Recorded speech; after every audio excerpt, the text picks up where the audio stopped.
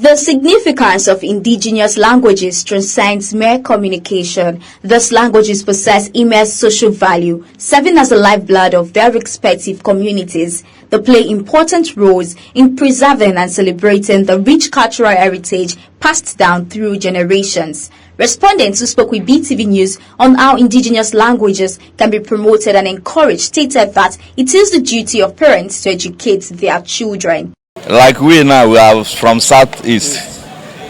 If we want to encourage our children to know our mother tongue, anyone here living with their children after school, these holidays now, send them back home. When they go and play with their peer groups, it's easily 2 weeks they have catch up. But there is nothing mother and father can teach them. In 10 years, they will understand it in less than even 2 weeks. Not in the syllabus of the school. Local language is not in the syllabus. Once you are a family man, you give birth to children. When you are home, speak your language to your children. If they are in school, they will teach them with English. But once they come back from school, they are home, you speak your language with them. That's just it. As a father, as a mother, you have to make sure you teach your children as long as they can talk, speak your language for them. If they grow with that, there's nothing that they cannot hear in the language. You understand? So they will hear everything. Like me now, my parents used to speak Benin for me right from when I was a child. So I can speak Benin fluently right now. So I believe that's one of these ways that our younger ones can learn how to speak our dialects.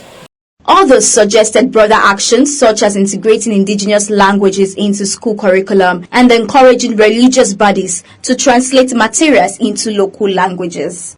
I think that the parents should start teaching them, or when they are growing up. Although sometimes the children will not know how to speak, but they will understand very well. So that when you're in public and they are saying so many things, like, sometimes now they will be using it to say bad things to you, but at least you can hear them. Even though you are not going to respond to them, you know how to act around those people, you understand? So teaching ourselves or learning our language is the best. The schools, funds should be made available for those who speak it well, who write it well. You give them prizes. For example, you have a prize for best English student, best student in English, but no prize for best student in Edo, best student in Yoruba, best student in ESA. So we can encourage it. Then in the churches are not a problem. They don't translate into the local languages. They speak pure English, and it's wrong because people understand the Bible more in their local languages. Even me, with all my years in speaking English, I still understand the Bible when I read it in Edo language.